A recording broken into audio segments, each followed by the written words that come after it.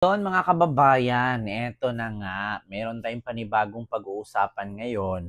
Meron tayong panibagong vlog patungkol dito sa hamon ni Attorney Salvador Panelo kay Amy Marcos. Oo. So ngayon, mga kababayan, alam nyo naman na 'di ba, ano si Amy Marcos ng hearing patungkol sa pagka-aresto nga ni Duterte. So, sabi nga ni Amy Marcos, illegal daw yung pagka-aresto kay Duterte. So ngayon, syempre bilang DDS, no, si Panelo na bobo, tanga-tanga, inutil, uto-uto, hampas lupa, pangit, mga mahihirap na lahi. So ngayon, hinamon ngayon ni Salvador Panelo itong si Amy Marcos para paniwalaan ka ng DDS. Madam Senador, idemanda mo daw yung mga pulis na nagkakamaling mag-aresto kay Digong. Pangalawa ay mag-file ka daw ng impeachment laban sa kapatid mo para paniwalaan ka ni Panelo. Actually, ito mga kababayan, bago ko i-play itong video ng paghamon or pag-challenge ni Panelo kay Amy Marcos, gusto ko lang reaksyonan itong ginagawa ng mga DDS. Itong mga DDS, ito yung mga diktador eh. Alam mo yung para paniwalaan, uutuin nila yung tao. Katulad kay Amy Marcos, na alam naman natin sa Amy Marcos, utu-uto rin. Oo, china-challenge ni Panelo ngayon para paniwalaan ka na talagang concern ka kay Duterte. Bakit hindi mo mag-file ng impeachment complaint laban sa kapatid mo at idemanda mo yung pulis na umaresto kay Duterte? Actually, sa totoo lang Panelo, gusto ko lang ding reaksyonan itong si Panelo. Kayo nga mismo hindi nyo magawang palayain si Digong tapos si Amy Marcos utusan ninyo na idemanda yung mga pulis na nag-aresto at mag-file ng impeachment complaint kay BBM. Parang sa totoo lang, parang tingin nitong mga DDS, sila lang yung may utak. Di ba? Tandaan ninyo, katulad niyan, yung zero remittance na gagawin ng mga OFW, akala siguro nila lahat ng OFW sa Europe ay DDS. Ang kakapal ng mga mukha nitong mga DDS, hindi pa namatay. Di ba? Kayong mga DDS, virus na nga kayo sa lipunan ng Pilipinas, mga wala na nga kayong kwenta, wala kayong mga ambag sa lipunan, kabubuhan lang yung pinapalaganap ninyo. O saan kayo nakakita ng DDS na may ambag sa lipunan? Yung pagpapahiya ninyo sa Pilipino, sa ibang bansa, nag-rally kayo ng rally dyan sa dahig, hindi nyo naman lugar yan. Yeah. Yung pagpapahiya-hiya ninyo na magpakalat kayo ng fake news sa Pilipinas at kalabanin ninyo ang presidente, yun ba ang ambag ninyo sa Pilipinas? Mga wala kayong kwenta. Mga wala kayong ambag. Dapat sa inyo, pinag-i-exile kayo. Yung mga OFW na DDS, wag na kayong magsiuwi ng Pilipinas. Wala naman kayong mga kwenta. Walang saysa yung mga remittance ninyo kasi kung hindi man kayo magpapadala, hindi naman pamilya namin ang magutom, pamilya ninyo. Yeah? Bakit? Yung gagawin ninyo na zero remittance challenge, maapektuhan ba ang Pilipinas niyan? Hindi. Kayo ang maapektuhan. Kung pamilya ninyong mga tamad, kaya nga kayo nag-a-abroad kasi pamilya ninyo mahirap. Diba? Kaya kung kayo tinatawag na mga hampas lupa at mahihirap, kasi nag-a-abroad kayo para umahon kayo sa kahirapan. Diba? Hindi ka naman nag-abroad dyan para gumanda ka. Kasi kung mag-abroad ka para gumanda, ba't hindi ka pumunta kay Vicky Bello? Yeah? Ba't hindi ka magpa-opera kay Doc Yapi sa Icon? Hindi ka pumunta dyan para gumanda at hindi ka pumunta dyan para maging matalino. Pumunta ka dyan para maging mayaman. Ang problema lang, paano ka nga yayaman kung bobo ka naman? Diba? Katulad ni Sal Panelo, i-challenge niya si Amy Marcos na idemanda daw yung pulis at mag-file daw ng impeachment complaint laban kay BBM. Sino ba siya para mag-utos kay Amy? Diba? Kayo nga mismo, hindi nyo mapalaya si Digong, si Amy pa kaya. Ito, pakinggan nyo. Kung gusto mo akong maniwala sa'yo, yung ginagawa mo, demanda mo. Ikaw mismo magdemanda ka dun sa mga pulis na lumabag ng batas. Number one.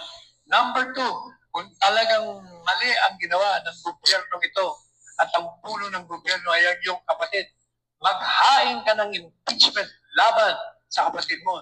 Napagkat yan ay powerful violation of the Constitution. O yun, ang hamon ko sa kanya. Senadora. Diba? Alam niyo sa totoo lang mga kababayan, bakit kay Amy kayo aasa na mag-impeach kay BBM? Bakit hindi kayo? Diba? Bakit si Aimee ang i-challenge ninyo? Ngayon, utusan ninyo si Aimee, isa din yan si Aimee na ginagamit kayo. Kaya, hindi nyo ba alam? Kaya si Aimee nagkakaganyan kasi tingin ni Aimee pagkakampihan kayo, boboto siya ng DDS. At kapag inano naman ni Aimee ang loyalista, iboboto din siya ng loyalista. Hindi iniisip ni Aimee ngayon na ang consequences ng ginagawa niya ay both side, walang boto sa kanya. Bakit? Sinong DDS na uto-uto, na tanga-tanga, na magpapauto pa kay Aimee? Sa bagay, DDS kang kayo, uto-uto kay tanga-tanga. Yeah? Siyempre, iboboto ninyo si Aimee ngayon. Bakit? Si Aimee lang naman yung Marcos na tumutulong kay Digong. Oh, pero palpak naman. Oh, siyempre, iboboto nyo yan. Bakit? Kasi nga uto-uto kayo, DDS kayo eh. Oh, pagdating naman sa loyalista, makakuha kaya ng boto si Aimee. Hindi rin makakuha ng boto si Aimee. Bakit? Kasi traitor ang tingin sa kanya. Oh, diba? Pero sa DDS, actually, ito si Aimee, mananalo to. Bakit? May mga DDS na bubo eh. Oh, ibubuto pa rin nila yan. Bakit? Kahit ginagamit na lang ni Aimee si Digong, bilang panakip butas, ibubuto pa rin yan. Kasi mga uto-uto naman kasi ang DDS. Hindi nyo maitanggi mga DDS kung masabihan ko kayo mga uto-uto at bubuha. Kasi which is to kayo yan. Diba? Saan ba kayo nakakita ng DDS na matalino? Magbigay kayo isang tao na DDS na matalino. Sino? Si Digong?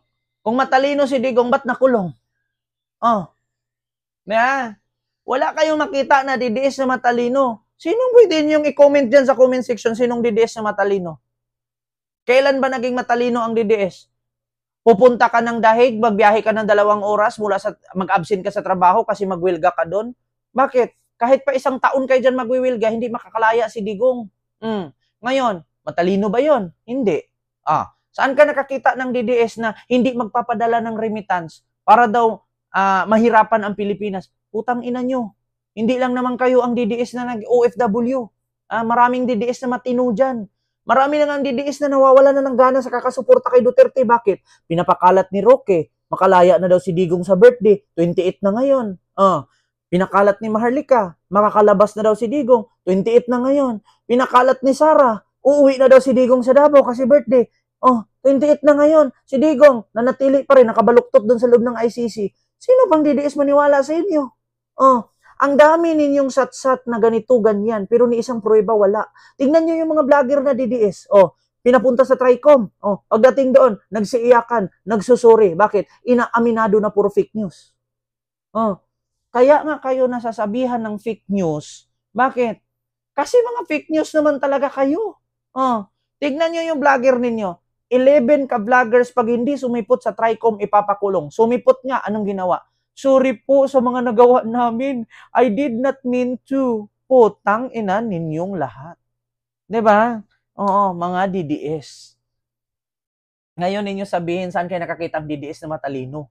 Saan kayo nakakita ng DDS na hindi fake news? Sabihin ninyo sa akin, sinong DDS na hindi fake news? Yun nga pagdating kay Digong, pinakalat ninyo, umuwi na si Digong sa Davao. Tapos yung video, 2023 pa.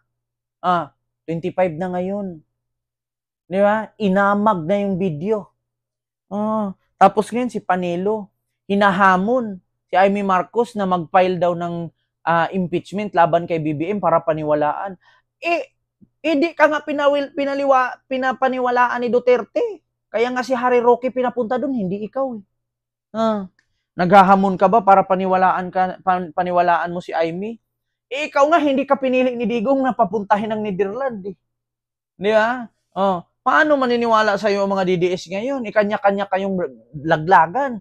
Nilaglag mo si Harry Roque, sabihin mo hindi kilala. Pero sa cabinet member ni Digong noon, magkasama kayo araw-araw sa opisina. Alam niyo sa totoo lang, itong mga sinungaling, magkakapatid yan, mga magnanakaw. Si Hanilit, umiiyak. Hindi daw totoo na si Digong nakapatay. Never daw gumamit ng baril. Pero sabi ni Digong, ang dami kong pinatay, 1,000 na. Tapos, sabi naman ni Hanilit, ayaw ko sumama sa Netherlands kasi wala akong passport. Pero nanggaling sa Hong Kong, kakauwi lang nung pag-aresto kay Digong. Tapos ngayon, tignan nyo, andun sila dalawa mag-ina sa Netherlands. Ayun nga lang, nandun sila, hindi naman nakakapasok kasi hindi naman sila yung legal wife. Ang makakapasok lang doon, yung asawa, yung ina ni Sarah. Oo, si Elizabeth. 'Di ba? Mga sinungaling kasi. Kaya sa totoo lang, hindi tatagal taon yung mga DDS mawawala pa unti-unti 'yan. Pareho lang 'yan noon kay kay Ninoy Aquino nung binaril si Ninoy, namatay si Ninoy, o isang taon nakalipas, nakalimutan na si Ninoy. Ganun lang naman si Digong. Hindi magtagal ng taon yung pagwilga-wilga ng mga DDS diyan. Unti-unting matahimik yan. Bakit? Sa ka-fake newsan ng mga vlogger, hindi na maniniwala yan. Tapos pinapakalat nila makauwi daw si Digong. Sinong DDS na magpapauto na naman sa inyo? Sa bagay, pag DDS, uto-uto nga naman. Wala na. Yung 1,000 na umaten dyan sa meet and greet na karaan, hindi naabot 1,000 yan sa sunod. Bakit? Napapagod na. Hindi na naniniwala. Kasi paulit-ulit na lang yung pag-fake news ninyo. Katulad kay Sal Panelo. Hindi daw kilala si Roque.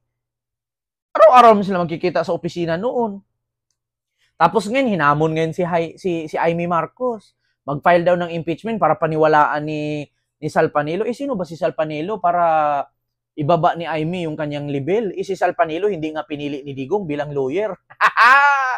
So yun lang mga kababayan, yung aking reaction video. Nako, ang sinungaling kapatid na magnanakaw. God first.